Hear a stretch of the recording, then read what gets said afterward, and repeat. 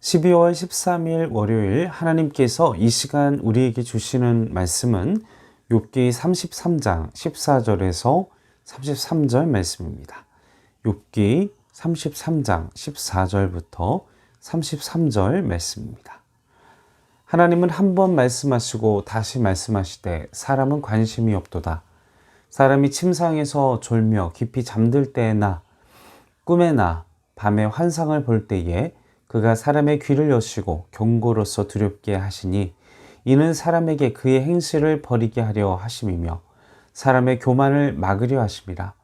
그는 사람의 혼을 구덩이에 빠지지 않게 하시며 그 생명을 칼에 맞아 멸망하지 않게 하시느니라. 혹은 사람이 병상의 고통과 뼈가 늘 쑤심의 징계를 받나니 그의 생명은 음식을 싫어하고 그의 마음은 별미를 싫어하며 그의 살은 파리하여 보이지 아니하고 보이지 않던 뼈가 드러나서 그의 마음은 구덩이에 그의 생명은 멸하는 자에게 가까워지느니라. 만일 일천 천사 가운데 하나가 그 사람의 중보자로 함께 있어서 그의 정당함을 보일진대 하나님이 그 사람을 불쌍히 여기사 그를 건져서 구덩이에 내려가지 않게 하라. 내가 대속물을 얻었다 하시리라. 그런즉 그의 살이 청년보다 부드러워지며 젊음을 회복하리라. 그는 하나님께 기도함으로 하나님이 은혜를 베푸사 그로 말미암아 기뻐 외치며 하나님의 얼굴을 보게 하시고 사람에게 그의 공로를 회복시키시느니라. 그가 사람 앞에서 노래하여 이르기를 내가 범죄하여 옳은 것을 그르쳤으나 내게 무익하였구나. 하나님이 내 영혼을 건지사 구덩이에 내려가지 않게 하셨으니 내 생명이 빛을 보겠구나 하리라. 실로 하나님이 사람에게 이 모든 일을 제삼 행하심은 그들의 영혼을 구덩이에서 이끌어 생명의 빛을 그들에게 비추려 하심이니라.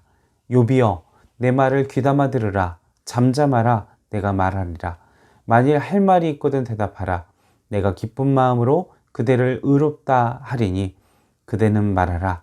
만일 없으면 내 말을 들으라. 잠잠하라. 내가 지혜로 그대를 가르치리라. 오늘 본문의 엘리후가 계속해서 욥에게 성령께서 자신에게 깨달음을 주신 것을 말합니다. 그는 하나님의 사랑으로 욥을 연단하심을 증거하고 있습니다. 하나님은 욥을 겸손하기 위해 연단하고 있다고 그는 말하고 있습니다. 그리고 하나님과 욥 사이에 오해를 중보자가 오셔서 해결해 주실 것을 증거합니다.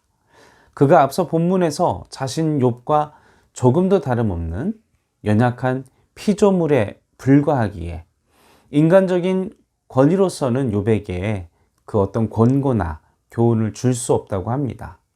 사실상 엘리후는 또한 욥보다 나이가 많이 어립니다. 엘리후는 더 위험 있는 위치에서 말하는 것이 아니라 욥과 같은 피조물의 위치에서 말하고 있다고 하고 있습니다. 그는 다만 성령의 권위에 의지해서 말하고 있다고 하고 있죠. 한편 욥은 하나님이 자신에게 싸움을 시작하기 위해 기회를 엿보고 있다고 말했습니다. 하나님은 욥을 대적으로 여기신다고 합니다. 욥은 자신에게 환난을 주신 하나님이 마치 자기 원수나 된 것처럼 불평을 하고 있습니다.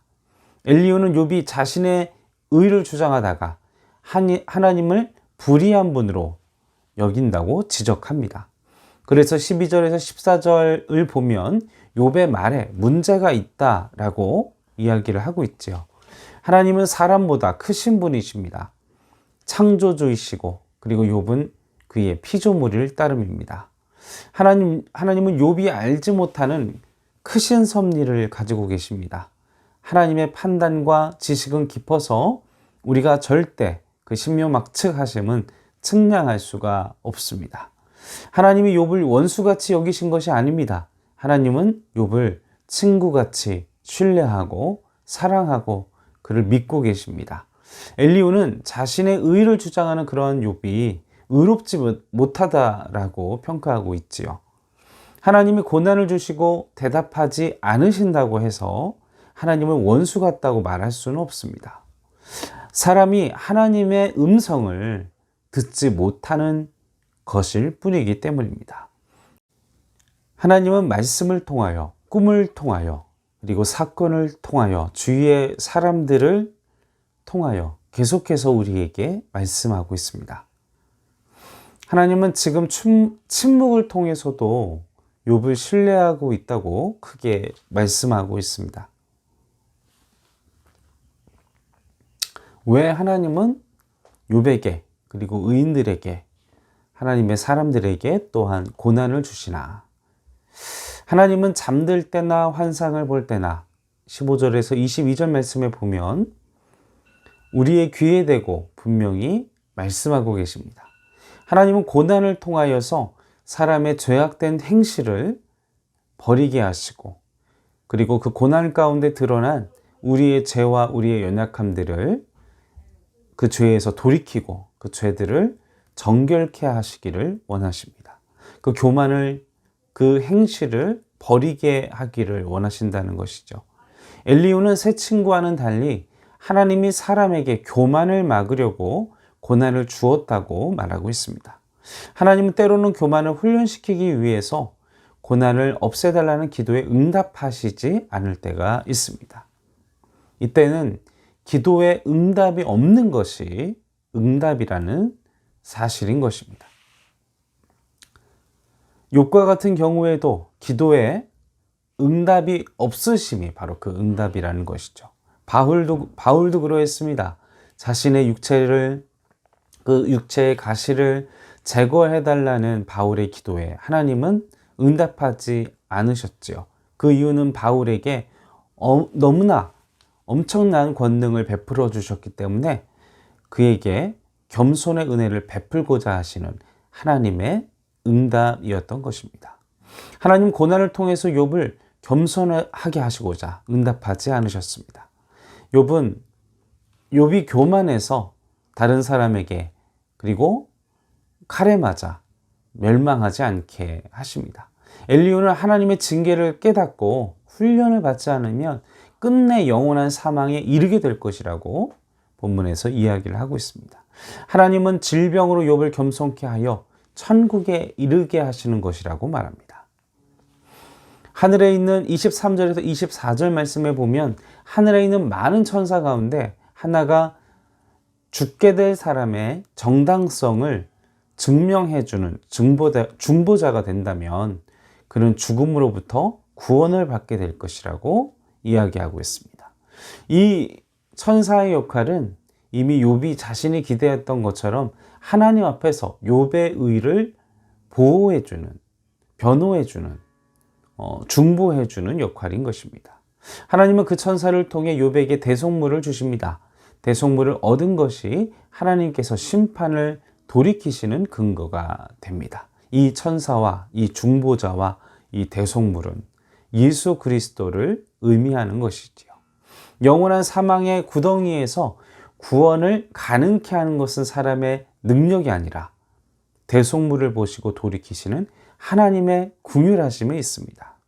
하나님의 대속자이신 예수님을 통해서 그 예수님의 십자가의 고난과 십자가의 죽음, 자신이 대속물이 되신 그것을 보시고 우리를 구원하여 주십니다.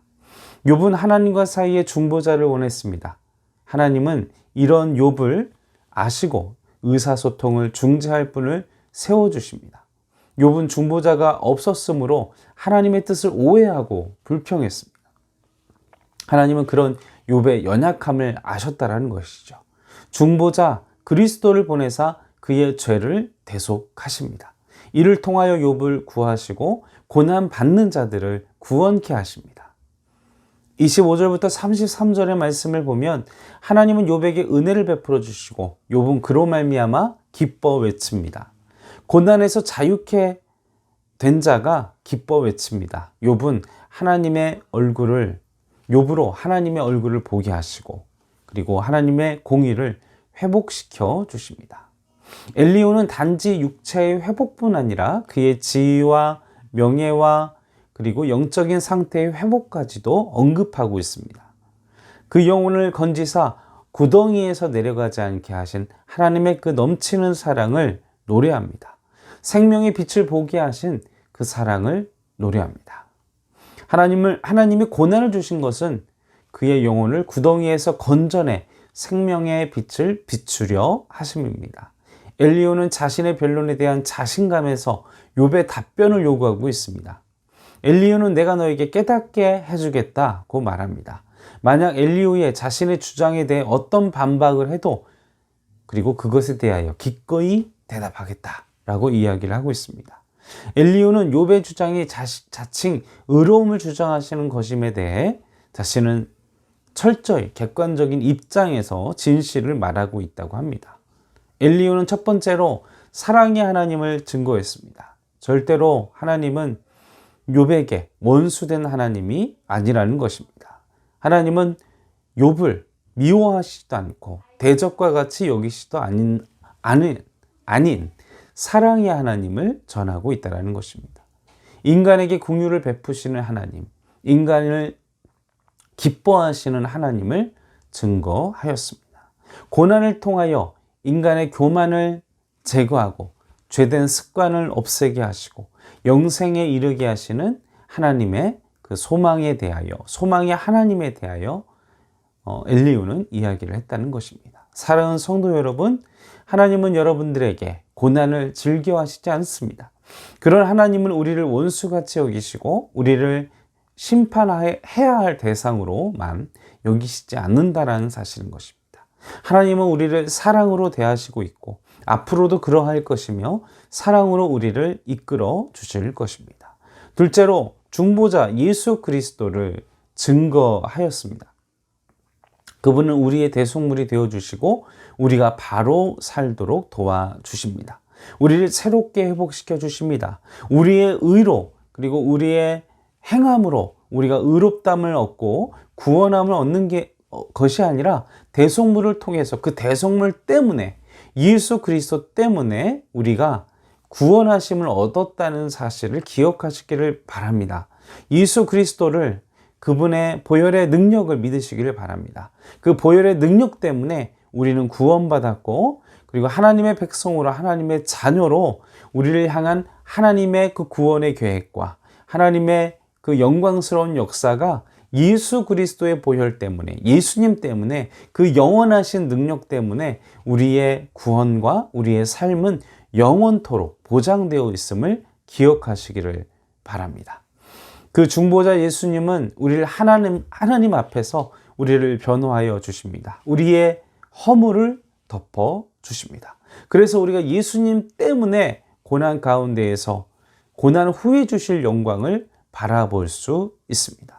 우리가 아무리 연약함과 그 허물이 있을지라도 하나님은 그 예수님 때문에 예수님을 보시고 우리를 죄 없다 하시며 사랑스러워 하시며 우리를 자랑스러워 하십니다. 예수를 보시고 그 중보자를 보시고 우리에게 하나님의 은혜와 오늘도 누려야 할 축복을 한 주간도 누려야 할 하나님의 사랑과 은혜와 축복을 이 시간 우리에게 허락하여 주십니다. 이 시간 중보자이신 주님을 허락하신 예수 그리스도를 허락하신 하나님께 영광과 존귀와 감사를 드리는 기도를 시간 드리시기를 간절히 바랍니다. 함께 기도하겠습니다. 계속되는 어려움과 그리고 삶의 형편으로 하나님을 원망하고 하나님을 오해했습니다.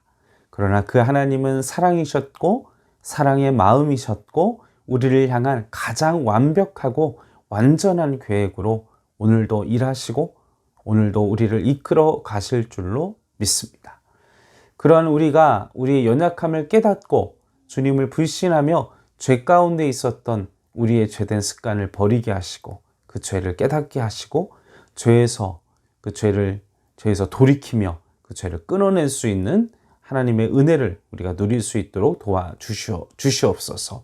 우리가 연약해지고 우리가 소망을 잃을 때마다 우리의 중보자이신 예수 그리스도를 바라보며 그 그리스도의 보혈의 능력 때문에 우리를 영원토록 우리의 허물을 보지 아니하시고 우리의 연약함을 보지 아니하시고 우리의 중보자이신 예수님 때문에 우리를 영원토록 하나님의 나라를 이루시는 그날까지 우리를 이끌어 주실 줄로 믿사오며 또한 한 주간 그 은혜를 누리면서 승리하는 삶을, 소망을 포기하지 않고 하나님을 향한 하나님의 능력을, 하나님의 역사를 소망하는 우리 행정교회 성도들이 그러한 내가 될 수 있도록 도와주시옵소서. 감사와 찬송과 영광을 올려드리오며 우리 원하신 예수님의 이름으로 간절히 기도하옵나이다.